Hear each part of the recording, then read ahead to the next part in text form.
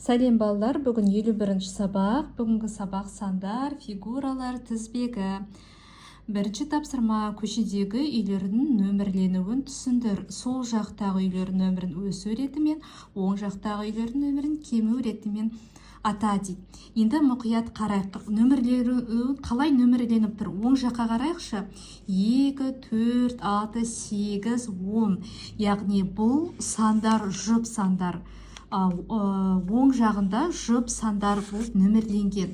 Жұп сандар дегеніміз 2-ге бөлінетін сандар. Мына сандар 2-ге бөлінеді. Ал суреттің сол жағында 1, 3, 5, 6, 7, 9 бұл тақ сандар. Бұл 2-ге бөлінбейді екен. Осылай нөмірленген.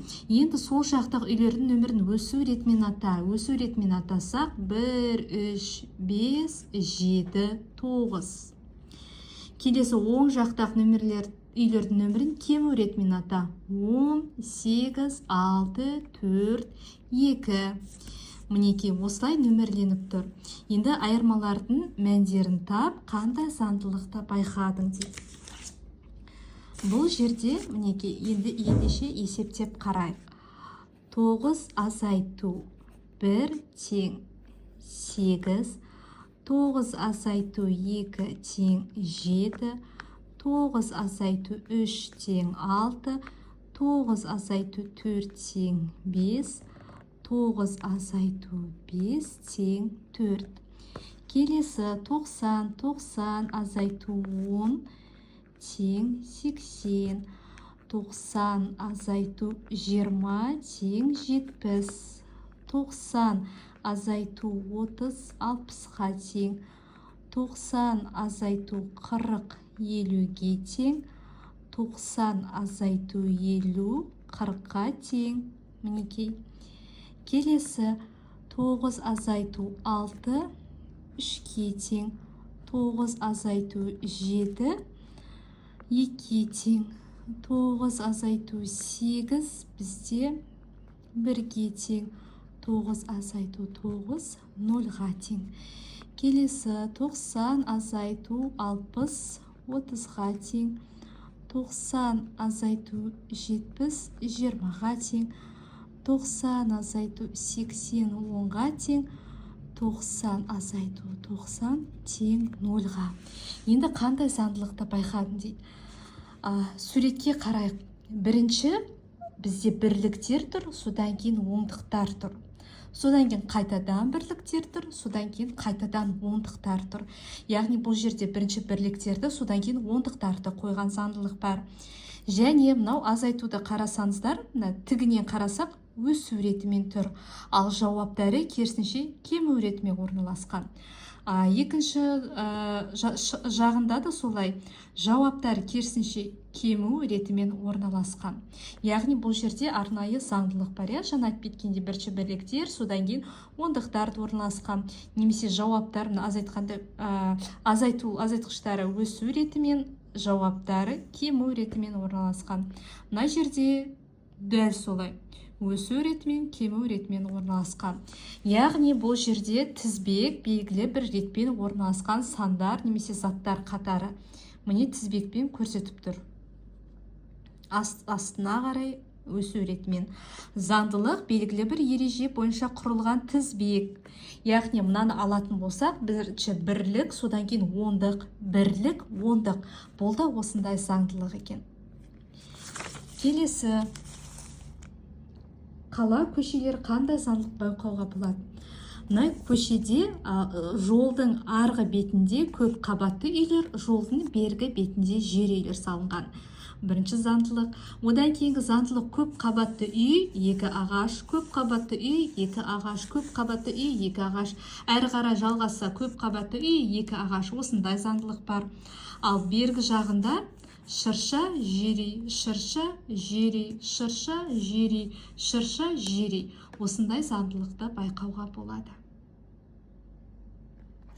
Келесі қайда тұратынды айт. Мен, мысалы, Астана қаласында тұрамын.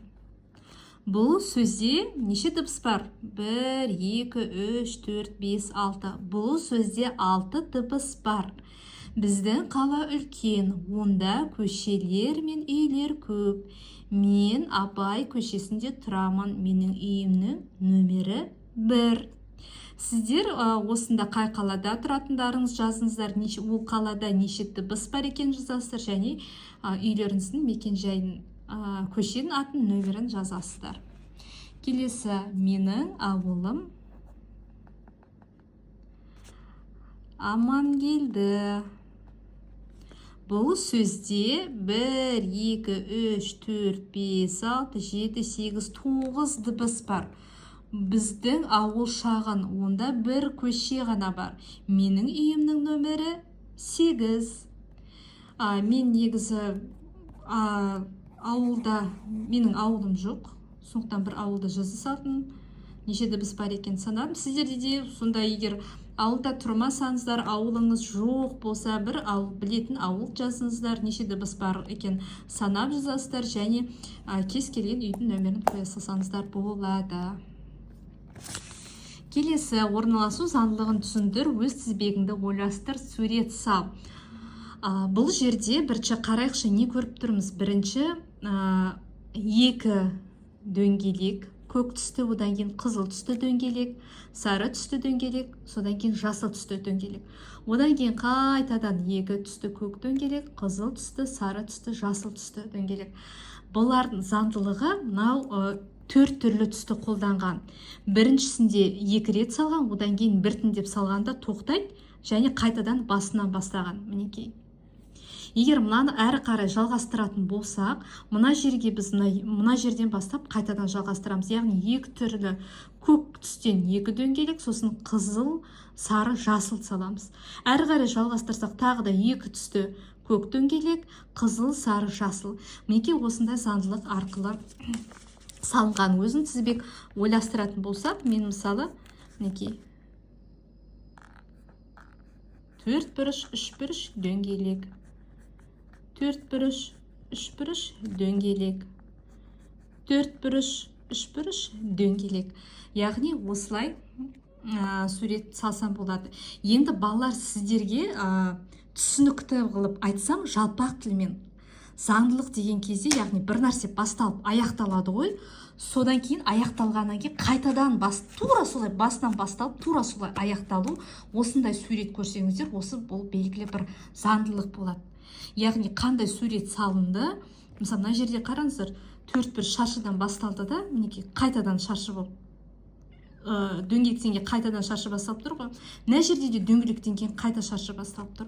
Дәл осындай тізбек болса, осы заңдылықты, яғни бұның аяқталғаннан кейін қайтадан басынан бастауы. Осылай түсінсеңіздер болады. Сұрақтарыңыз болса жазыңыздар, міндетті түрде жауап берем. Каналға тіркеліп, видеоға лайк басып, маған қолдау көрсетуді ұмытпаңыздар. Рахмет.